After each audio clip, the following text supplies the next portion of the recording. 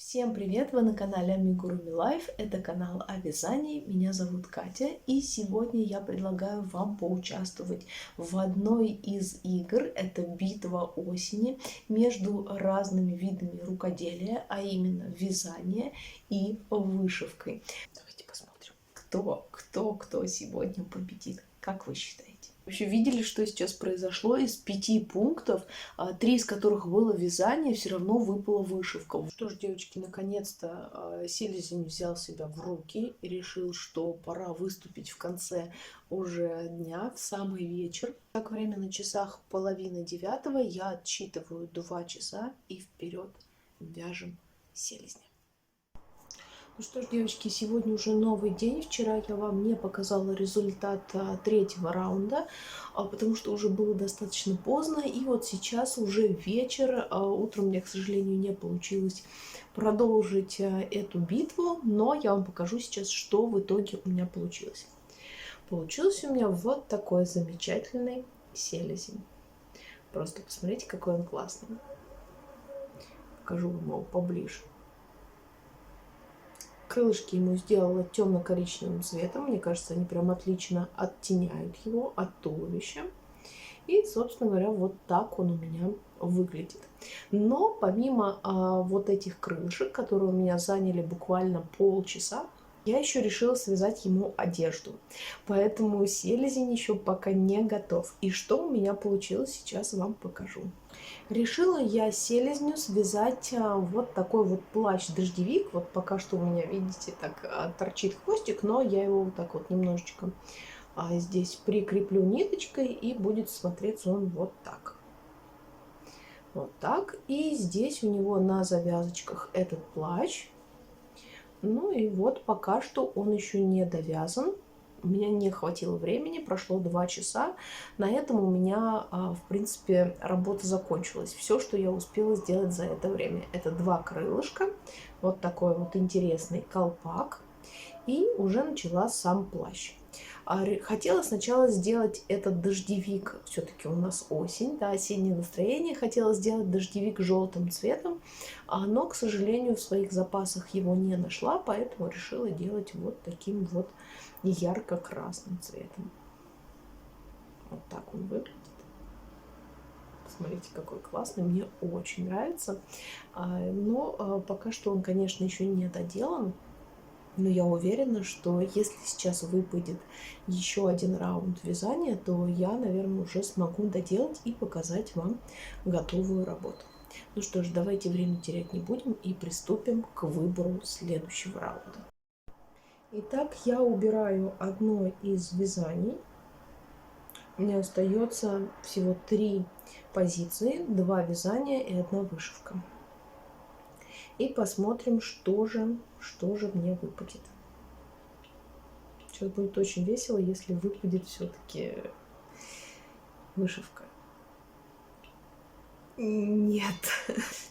Чуть-чуть перешло с вышивкой, но все-таки победило вязание. Ну, я вот здесь вам картиночку оставлю, как крутилось колесо. Вязание. Поэтому я все-таки продолжаю вязать своего персонажа замечательного и покажу, наверное, вам уже через 2 часа готовый результат. Я уверена, что он уже будет готов. Ну что же, вперед вязать.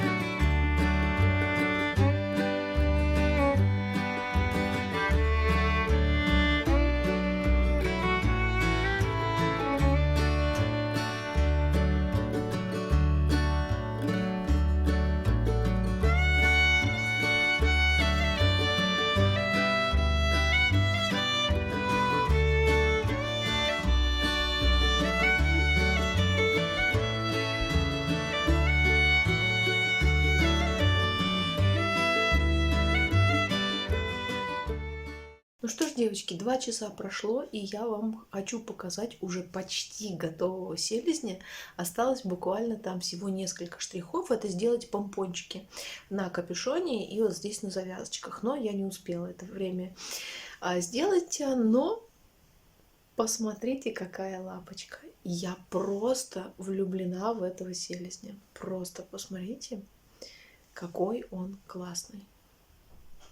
Конечно же, плащ снимается, да, вот здесь он завязан, и вот здесь на завязочках я еще хочу такие небольшие помпончики сделать, ну и, соответственно, на капюшоне тоже сделать помпоны. Я все-таки предполагаю, что он находится в плаще-дождевике, так как все-таки у нас осень, но даже не знаю, вот какие мне сделать помпончики. Если сделать ярко-желтый, например, или зеленый, то это будет как раз самый настоящий дождевик. Ну, а если сделать вот здесь вот оборочку белым и белый помпон мохнатенькой какой-нибудь пряжей, то, соответственно, тогда можно будет считать его уже новогодним, потому что если у него будет такая белая, да, оборочка, как снежок, он уже будет в новогоднем таком плаще и помогать Дед Морозу раздавать подарки ребятишкам. В общем, вот этот плащ, да, снимается. Сейчас я вам покажу, как это выглядит. Вот. И сам селезень получается вот такой. Ну и, соответственно, если мы его оденем, да, вот так, можно будет снять как капюшон, да, можно одеть. Ну, в общем, как-то вот так вот он у меня выглядит.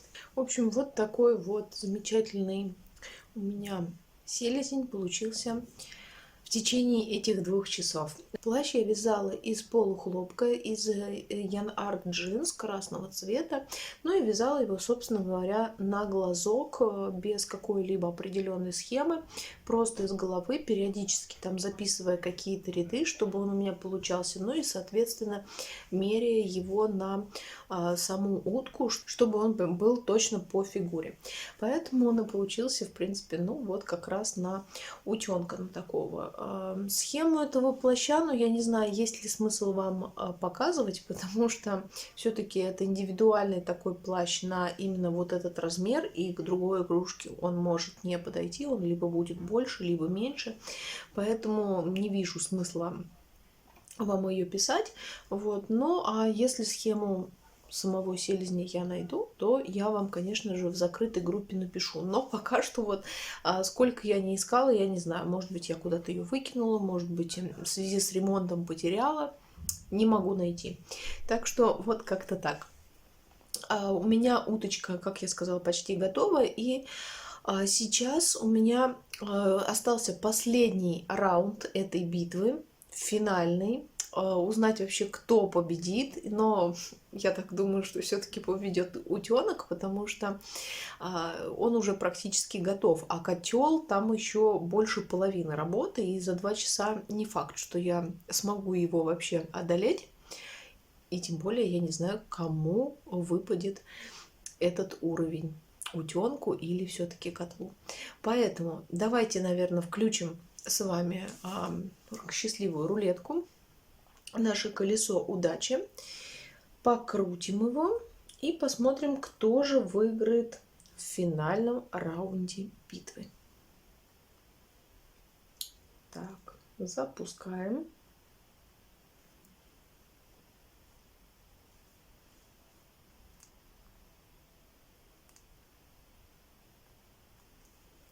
Убираем одно вязание, и у меня остается буквально 2 всего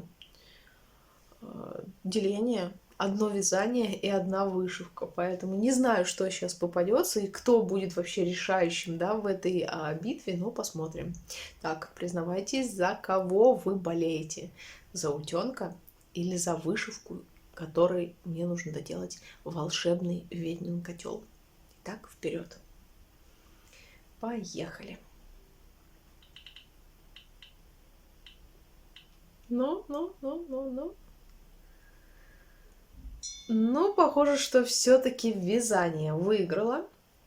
Прям буквально на чуть-чуть, потому что там уже близилась вышивка, и я думала, что, может быть, все-таки вышивка вырвется вперед, но нет. Канал у нас о вязании, поэтому вязание все-таки идет вперед и лидирует. Так, ну что же, мне нужно будет доделать тогда утенка. Сейчас я ему сделаю помпоны сюда, чтобы он уже был полностью готов.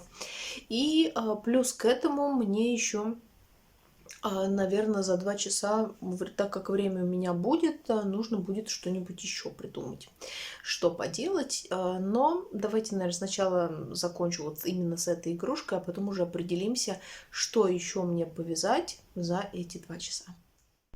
Ну что ж, девочки, прошло не 2 часа, как я вам обещала, а всего лишь час, но я на этом, наверное, буду заканчивать битву и это видео, потому что 2 основных дедлайна по вязанию я доделала, и я, если честно, очень и очень рада.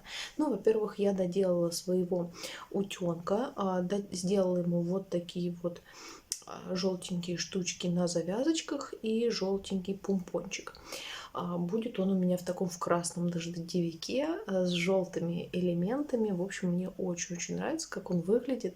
Если честно, я даже сама не ожидала, что именно получится так, как я нарисовала его на эскизе. Нарисовать, конечно же, проще, а вот исполнить это в жизнь и передать с помощью крючка это уже достаточно тяжело. Но я очень рада, все получилось так, как я хотела. Утеночек вместе с таким замечательным плащом у меня готов. Так, ну и еще один дедлайн, который я тоже решила доделать сейчас, но он меня достаточно разочаровал по сравнению с селезнем, поэтому я вам сейчас, конечно же, его покажу, но не судите меня строго. В общем, то, что я хотела, у меня не получилось. Я говорю о игрушке Харли Квинн, которую я создавала еще летом, и до сих пор она у меня лежала в коробке недоделанная, мне ее нужно было протонировать. Соответственно, я хотела тонировать ее с краской для печати в виде синего цвета и красной тушью для тонировки глаз и волос. Но когда я достала, попробовала сначала на одной ниточке, ну, в принципе, вроде нормально все было, начала тонировать, и мне не понравилось, вообще не понравилось. То есть сначала тушь становится, ну, яркой, например, красной, да, какую я брала, но буквально через минуту она впитывается в игрушку, в нить, и получается, как будто у моей игрушки просто 2 фингала под глазами. Один такой красно-бордовый, как будто его только-только долбанули, и второй уже такой сиренево-синий, который прошел спустя 2 дня. Мне это совершенно не нравится. Я когда увидела, я вообще пришла в ужас, поняла, что я испортила игрушку. В итоге я сейчас попробовала исправить ее немножечко. Волосы я уже не трогала ни тушью, ни краской для печати. Я уже взяла фломастеры, карандаши и начала тонировать по-другому. Но эффект мне все равно не нравится. Поэтому можно сказать, что второй дедлайн я просто сейчас запорола. И не знаю, что сделать с этой игрушкой. В общем, выглядит она у меня вот так. Если я вам поближе покажу, то все вот эти синяки я докрасила, можно так сказать, фломастерами и карандашами растушевала. И, ну, в принципе, вот так лицо еще нормально, то есть более-менее. А с этой стороны волосы я протонировала тоже фломастерами и карандашом. В принципе, мне понравился итог, такой небольшой розовый оттенок. А вот с этой стороны большая проблема. Проблема в том, что, во-первых, я сделала волосы ей не белого цвета и протонировала в синий и красный, а сделала желтый. А желтый на синий, соответственно, дает зеленый. Я не знаю, что сказать вам по поводу этой игрушки. Напишите вам, как понравилось, не понравилось. Я буду ждать ваших оценок по поводу этой тонировки внизу в комментариях. Мне лично не нравится, вообще не нравится. И либо потом в следующий раз делать эту игрушку, волосы делать белым и делать тонировку красную, синюю. И, соответственно, макияж тоже делать фломастерами и тушью. Может быть, можно попробовать тенями, но тени как бы они быстро смываются. Поэтому даже если ее постираешь, эту игрушку, или просто долго будешь в нее играть, я думаю, что все это смоется, ну и как бы смысла не будет этой тонировки. В принципе, вот так вот в таком виде макияж мне более-менее нравится. Ну, вот с волосами, особенно вот с этой стороны, вообще не нравится. Поэтому буду ждать ваших комментариев внизу. Пишите, как вам игрушка, как вам Харли Квинн, как вам мой селезень. Еще раз вам его покажу. Что-то он тут немножечко растрепался. Сейчас мы его немножечко подзавяжем и сделаем красиво. Вот. Вот такие у меня две игрушечки получились за последний раунд. Ну и что? Давайте подведем итоги этой битвы.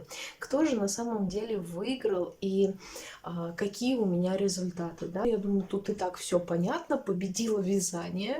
Вышивка осталась чуть-чуть на втором плане.